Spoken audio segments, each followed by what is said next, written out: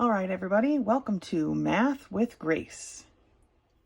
For this video, we're going to be working through Pre-Algebra, Book 807, Lessons 1 through 4. Lesson 1 begins on page 2, and it's about solving equations with fractional coefficients. It reads that some equations include a variable with a fractional coefficient, such as this, okay? We solve these kinds of equations by multiplying both sides of the equation by the reciprocal of the fraction and then canceling.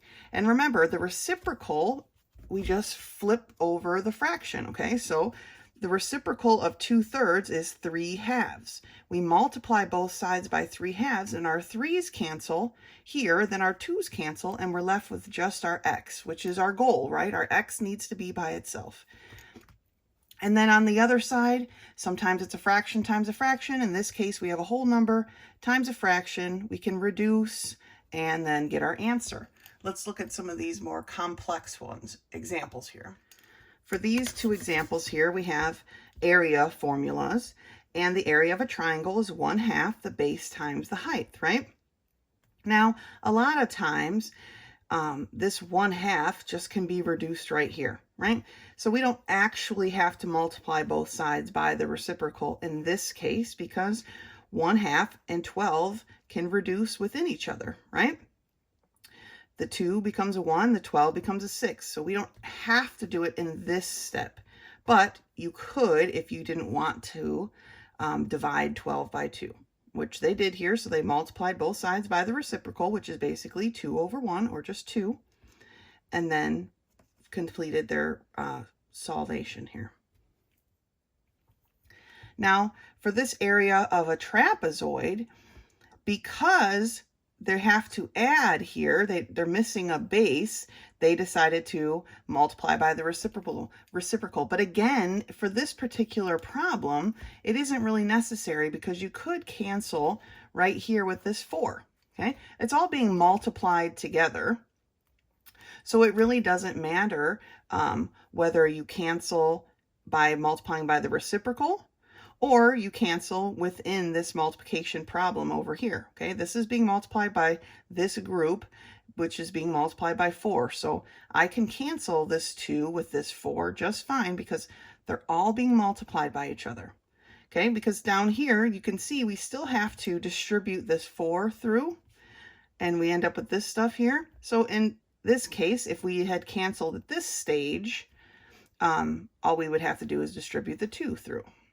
Okay, so yes, you could multiply by the reciprocal here, and they go through those steps, but you can also just cancel if it's available. I'm surprised they didn't use examples where it wasn't available, but they chose these examples, and if it were me, I would have just reduced right here and then finished the problem rather than multiplying by the reciprocal.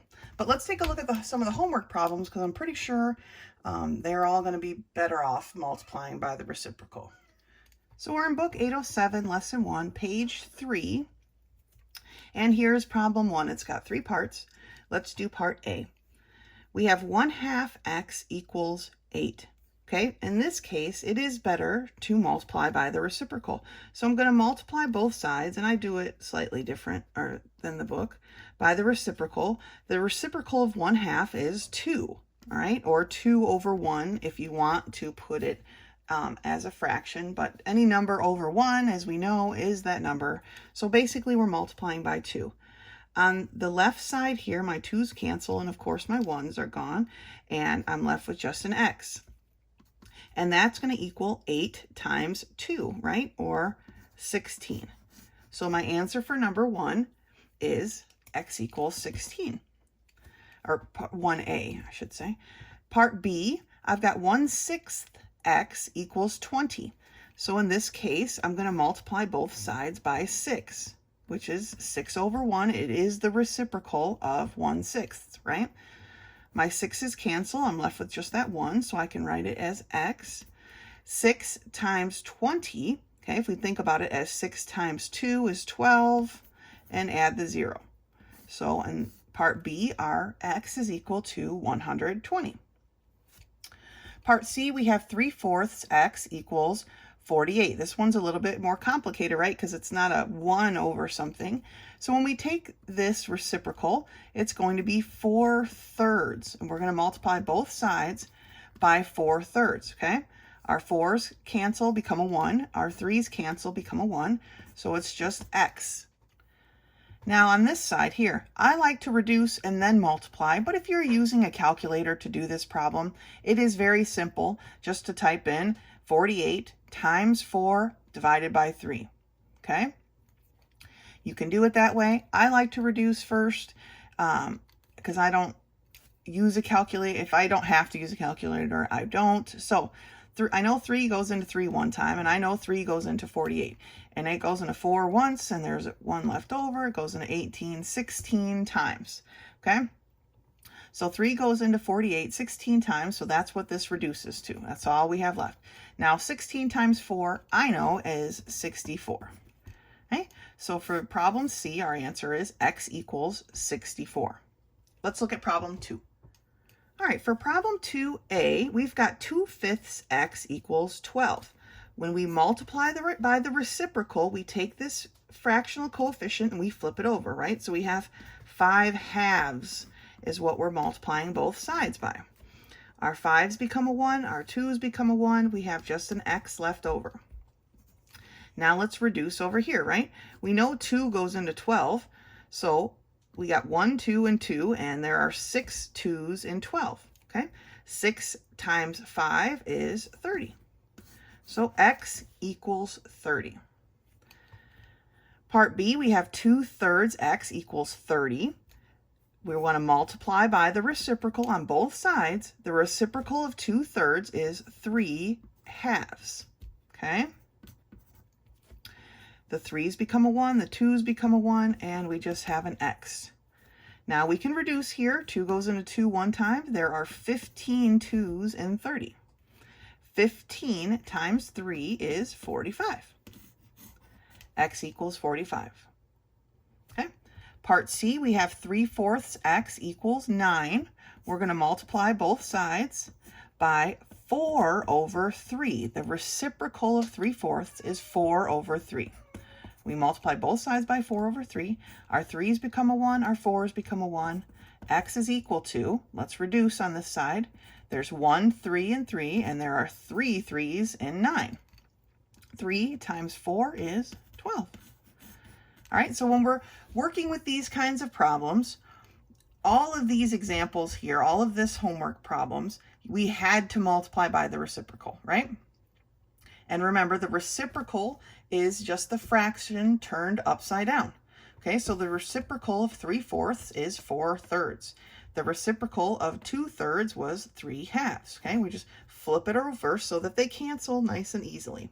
Make sure you do it on both sides. And like I said, if you want to just punch it in your calculator, 48 times 4 divided by 3, you can. You get the same answer. Or we can reduce and multiply just in our heads, okay, without the calculator's help. Like I said, keep an eye out for other problems that it's maybe not necessary. If we look, I'm just going to set up number 3 here. Number 3 is a triangle, right? And they want you to find the length of the base. They've given you the area. And remember, our triangle formula is area equals 1/2 base times height.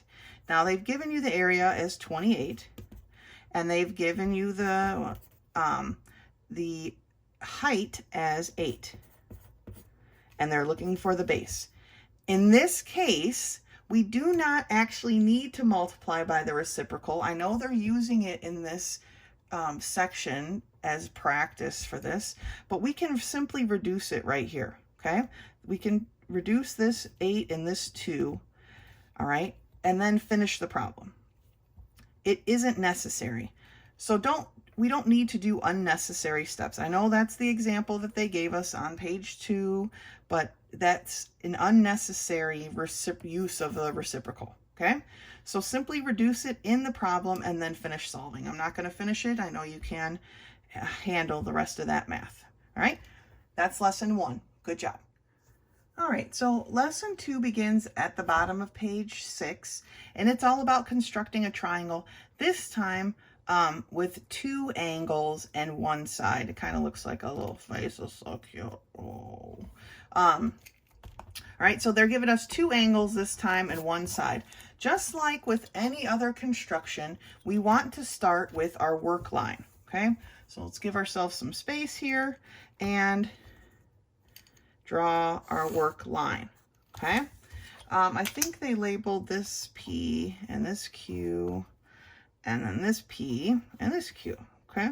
So I'm gonna put a dot right here and I'm gonna call it P.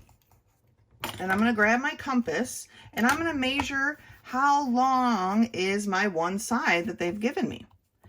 And remember, when we do that, we put our pin at one side and we put our compass out until it's the same length as that section. And then we come down here and we put our pin at the point that we chose, and we're just going to draw a small mark to mark the length of PQ. I can now put a dot right here and call this Q. All right. Now at this point, we just construct our angles like we normally do. Okay. So I'm going to shrink my compass down here to a nice workable length. I'm going to put my pin at P, the angle, the vertex of the angle, and I am going to draw an arc. Okay. And then without changing my compass, I'm going to come down here to this P, the vertex. Okay. And I'm going to draw that same arc, making sure I give myself enough space to fit it in. All right. Now that I've drawn 2 equal arcs, okay, I'm going to come back up here and I'm going to measure this arc. So I'm going to put my pin at the one side. It really doesn't matter which side you want to choose, where the arc crosses one of the sides of the angle. And I'm going to open my compass until it reaches where the arc crosses the other side of the angle. Okay, right about there. Then without changing my compass, I'm going to move down here and put my pin on the same place. Okay, so I had my pin on like the base or the bottom part of this arc, this angle. I'm going to put my pin at the exact same spot. So I'm at the bottom part of this angle. I've got where the arc crosses this bottom side, and I've got my pin there. Then I'm going to mark as wherever it contacts that other part of the arc. Okay, now where I've marked it is this same point. So I can put a point here now and grab my straight edge and draw a line through that. Okay, now I'm going to make it a nice big line because I don't know exactly where this line is going to cross it. Okay, so I made it a nice big line. Now, that angle is done. The next step, I'm going to shrink this down a bit to the comfortable size, working size, and I'm going to measure the angle for Q. So I put my pin at the vertex of Q and I draw my arc. All right. Without changing my compass, I'm going to come down here and put my pin again at the vertex of Q, and I'm going to draw another arc. Okay, now this arc that I drew here at Q is the exact same one I drew at this Q. Okay, now I need to measure how long is my arc. Well, I'm going to put my pin this time. I guess I'll put it up here on the upper part. Well, I can't do that. I got to put it at the bottom because that's the only place I have a crossing here on this side, right, is at the bottom. So I'm going to put my pin at the bottom and reach around here so you can see what I'm doing, and extend or shrink your compass, whatever is necessary, till you see where it crosses the other side of the angle. Okay, then without changing my compass, I'm going to move down here to where this arc hits the bottom, which is right here, and I'm going to put a mark where it crosses the arc that I made. Okay, that is this point. We just made this point right here. This point is this point. Now that we have that point, we can get our straight edge out and draw the side that we created. See, I'm glad I made it nice and tall, right? Because here is the rest of my triangle. Now they've crossed. I've drawn it long enough to where they intersect, and now I've got my triangle, okay? So we always start with the work line, all right? Once you have your work line down, you're going to mark your segment that you're given, which that's what we did first. Then just choose one of the angles. We marked both parts of the angle, then we measured the arc, all right? Then we drew a line through this, you know, we drew it pretty big because you don't know where they're going to intersect. Then we marked the arc on the other angle. We measured it and drew our line through that point until they intersected, giving us a triangle. Okay, let's take a look at a couple of the problems. All right, we've got two constructions here to work through on page 7. And so let's start with number 1. I'm going to do number 1 and start it a little bit lower because, as you can see, the angles that I'm given for number 1 are fairly large compared to the angles I'm given for number 2, right? So I know triangle number 2 isn't going to be very tall, but triangle 1 looks like it could be. So I'm going to start triangle 1 kind of low. And I always start with my work line, okay? Choose a point to begin, and then I'm going to measure section AB, right? So measuring section AB is pretty big. We stretch it out here, and I got my point on A and my pencil on B. That looks pretty good. So here is my point A. I put my pin, I did not change my compass. I put my pin on A and I marked where it crossed my work line.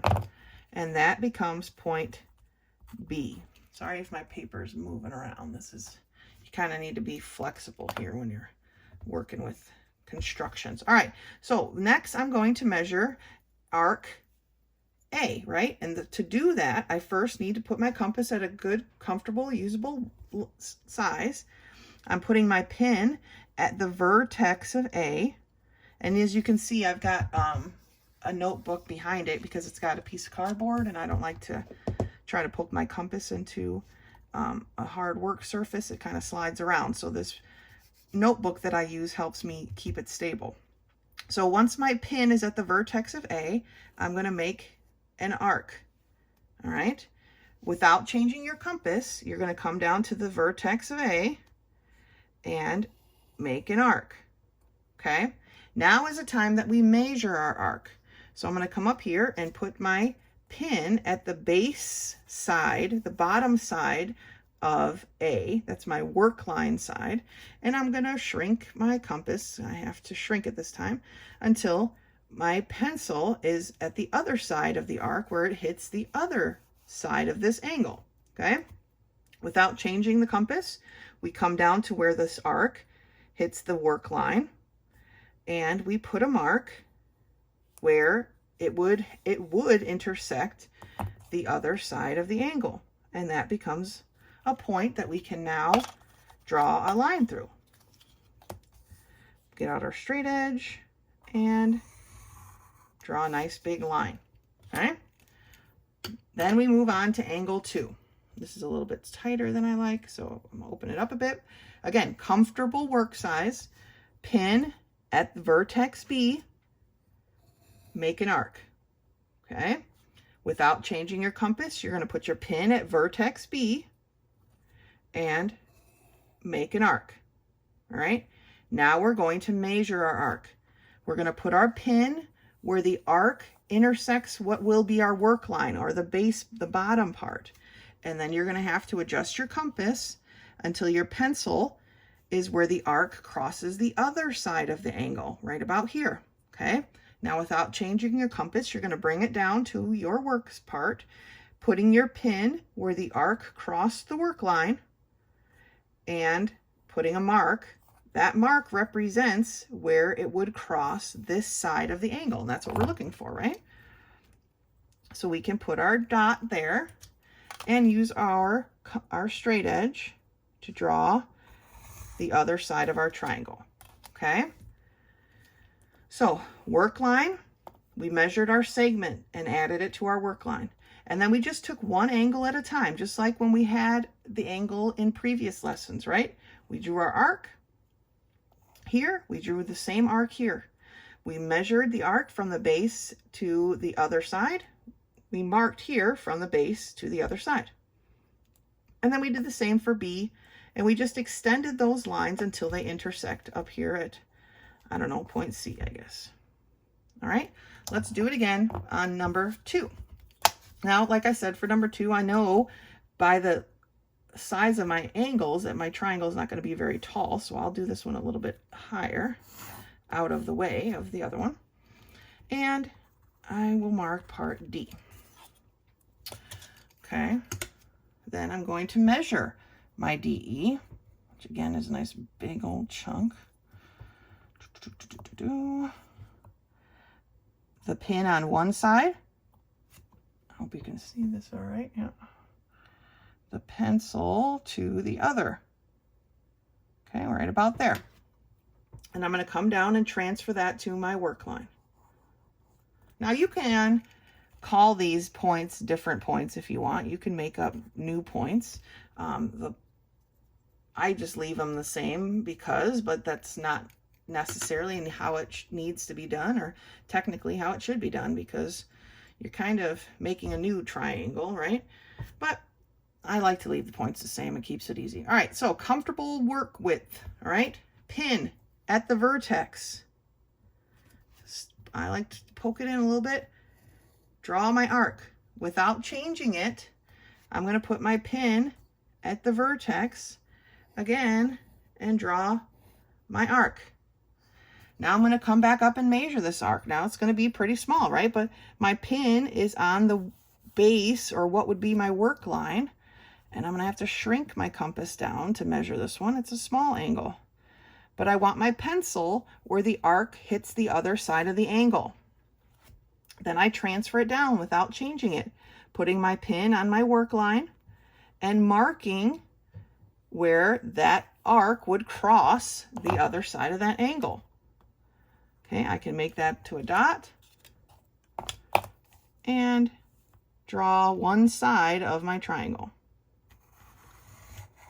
All right, still made it big, even though I know this triangle isn't going to be super tall. I still made my line I drew nice and big, right? So I'm going to open this up a little bit for my arc, and I'm going to put my pin at the vertex of E, and I'm going to make my arc. Then I'm going to, without changing my compass, because I want our arcs to be the same, I'm going to put my pin at the vertex of E and make an arc. All right, now I got to come back up here and measure that arc. This one's a teeny tiny one. With my pin at the bottom part, or the work line area, I got to shrink it down real small until my pencil touches that other edge, the other side of the arc where it crosses the other side of the angle. Okay, I'm measuring how wide the angle is.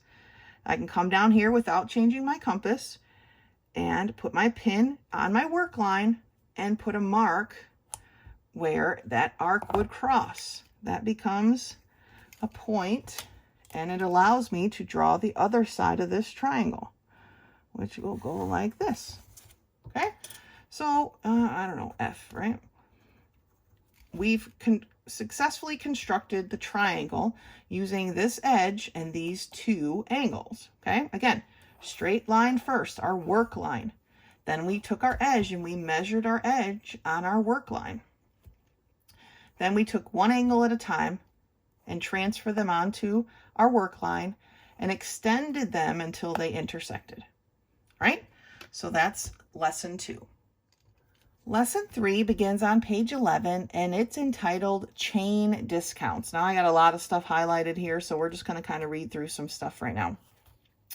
So it says in previous lessons, we've learned to find the amount of a discount in sale prices, but in some circumstances, more than one discount may be applied. So let's read through this example here. Carl placed an order for clock parts from Time Smiths. As a clock builder and repair shop, the Clockworks receives 40% discount off the prices listed in the Time Smiths catalog. The Time Smiths is presently running an anniversary sale and giving an additional 5% discount. If Carl pays the bill with 30 days of the invoice, Time Smiths will take off another 2%. These discounts are called chain discounts because you need to figure one after the other. They cannot be grouped together as a 47%, like if we added it together, 40 plus 5 plus 2, right? It cannot be grouped as a 40% or 47% discount because each discount is separate. And then they give us two examples of how we can work that problem out, okay? We can multiply, then subtract. And how they did that was they took the original costs and multiplied it first by the 40%. And in doing so, they got $1,002. Now, that $1,002 is the part that he didn't have to pay. So then they had to subtract it from the part he did, okay? And they ended up with $1,503. Then they took that $1,503 and found what 5% of that. Now this $75 is another $75 he didn't have to pay. So they had to subtract it. And they came up with $1,427.85. And then they had to take another 2%. And that was the early payment discount, another $28 he saved. So they had to subtract that again to the final cost of this. That's great. I like to do it this way. The subtract then multiply, that's what they call it, the subtract and multiply method. But this way is, as it says here, with a calculator, you can do this method all in one go. All right. Not that we're adding up the discounts, but you can enter them all at the same time into your calculator. Now, I wouldn't suggest that unless you're really confident in what you're doing. But this method, how it works is, we know he's getting 40% off. Okay, so if he's not paying 40% of the cost, then he is paying 60%. So you would multiply the cost times 60% because this is what he's paying, right? This is what, same thing they found out here. This is what he's paying. And then again, he isn't paying 5% because that's the discount, but he is paying 95%. All right. So if you multiply 1,503 times 95, the amount that he's paying for, you get the 1,427.85. All right.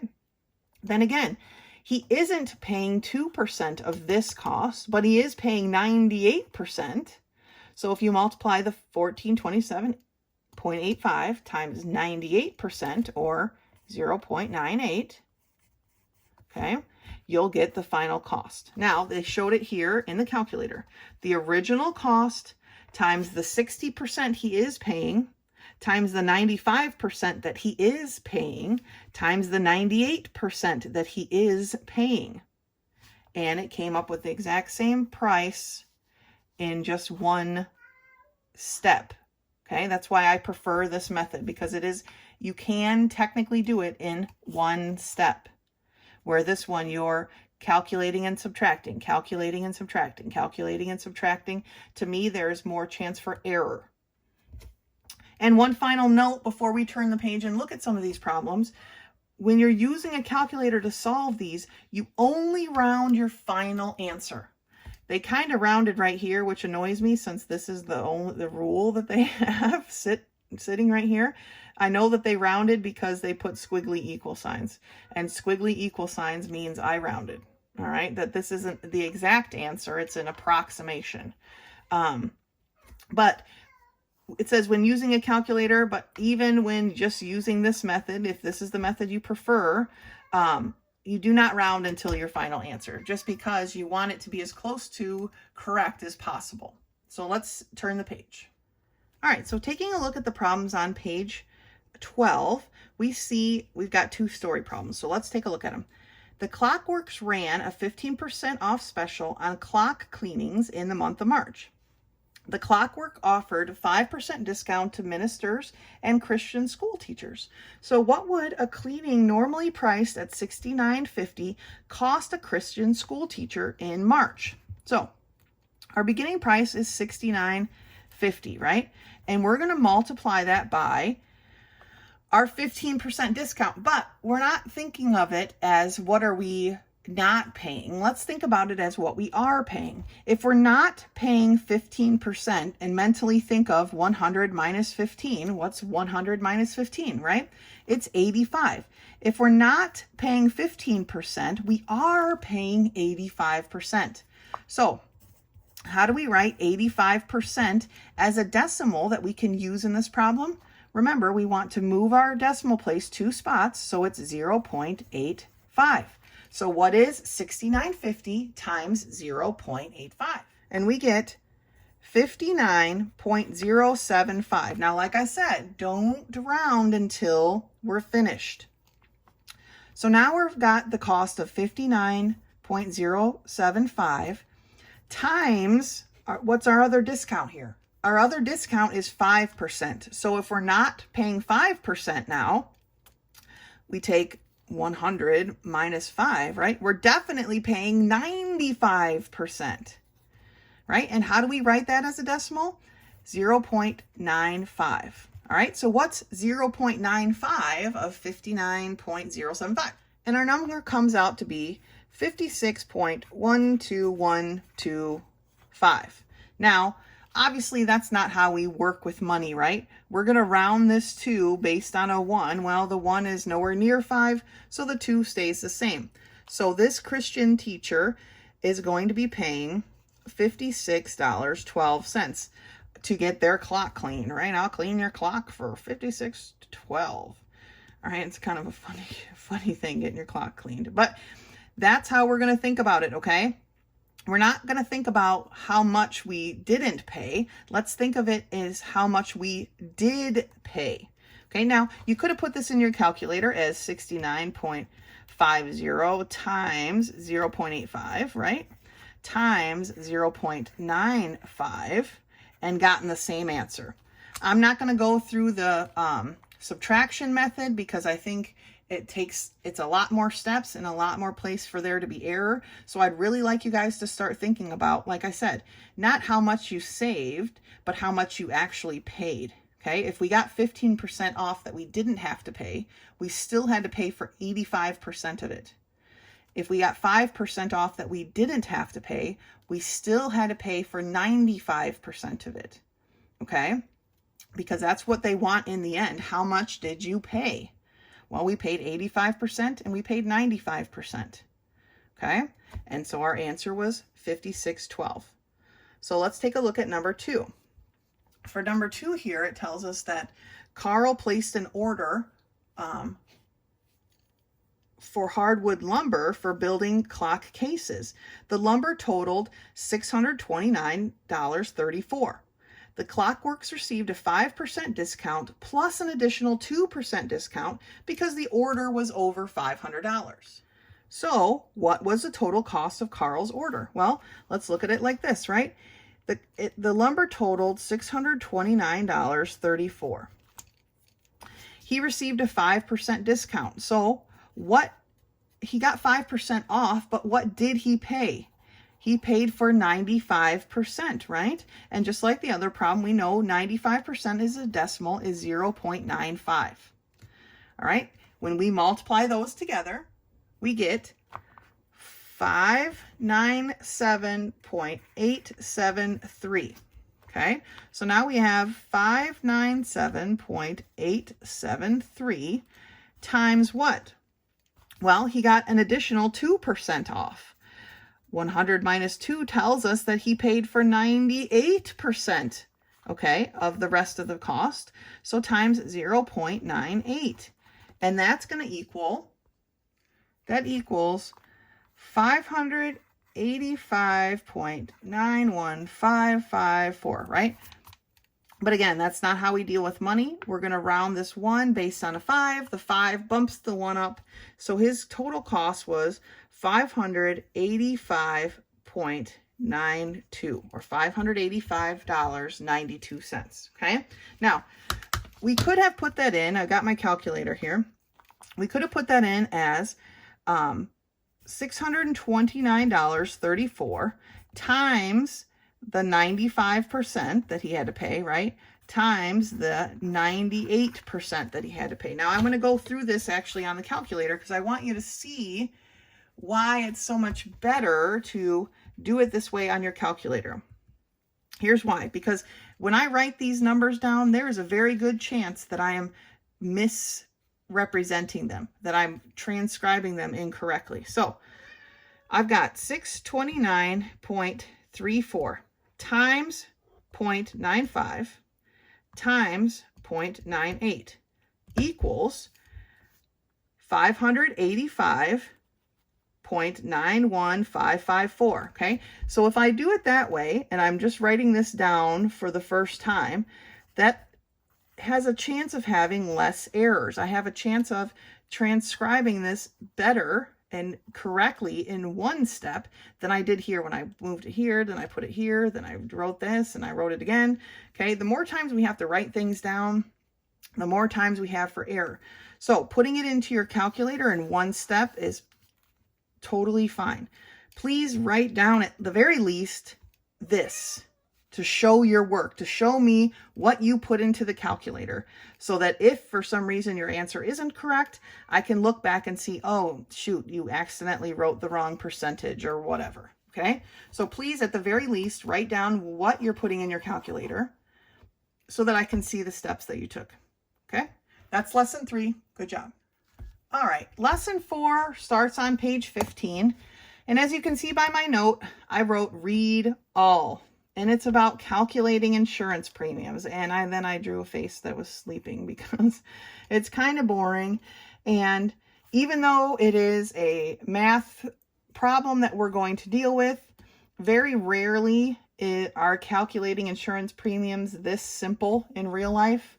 And so if you become an insurance adjuster, by all means, it will be more complicated calculating premiums than this. Most people can't just sit down and figure out what their insurance premium is going to be because there are so many factors. Like where I live, there is a factor because we don't have a permanent fire department. So that cost us extra, but then we got a little bit off because there's a fire hydrant across the street from our house. So even though we only have volunteer firemen and they technically take a little bit longer to get to your house, because I had a fire hydrant right across the street, I did save a little bit in that case. So, you know, there's a lot of things that go into insurance premiums, but let me read all of what's here, so that way I know that you've heard it at the very least. So, fire insurance is intended to cover the cost of damage caused by fire. If borrowed money is used to finance the purchase of a property, meaning that you have a mortgage on your home, that includes buildings, the lending institution requires that fire insurance be purchased for buildings. Many factors influence the cost of fire insurance premiums. Some of the factors relate to the building itself, such as the type of building materials which were used, what type of heating system it has, how safe its wiring is, and for what purpose the building is being used. The location of the building also influences fire insurance premiums. Like I said with my house, we live out in the country. How close is it to other buildings? How far away is the nearest fire station? Is there a good water source close at hand? Are fire hydrants across the street? An actuary will consider, seriously, okay, an actuary will consider all these questions as he analyzes the risk to determine appropriate premiums. So like I said, a lot of things influence here. To reduce the cost of premiums, fire insurance often covers only a percentage of the value of a building. Fire insurance may be purchased in $1,000 units with the cost given as something like $2.12 per 1,000 per year. Let's look at the examples and see how they're calculated. So let's turn the page. So let's look at example 1. Russell and Jane needed to borrow $25,000 to purchase a home. The bank required them to purchase fire insurance equal to the amount borrowed for the purchase. The insurance company offered them fire insurance at a rate of $2.24 per $1,000. At this rate, how much would $25,000 worth of fire insurance cost? Okay, well, we take the $25,000 that they're borrowing, okay, and we divide it by the 1,000, okay, dollars by dollars, and we end up with this 25 units. So they need 25 $2.24. Okay? So they need 25 pieces of $2.24. So to figure that out, you just multiply 25 times $2.24 to figure out that their premium is going to be $56 per year. Like I said, these are not representative of actual world insurance premiums, okay? Example 2 tells us that the Klinger Associates own a warehouse that is valued at $375,000. If they want to purchase fire insurance at $1.49 per 1,000 to cover 85% of the building value, what will the premiums be? Well, what is 85%? What is the value that they want to cover?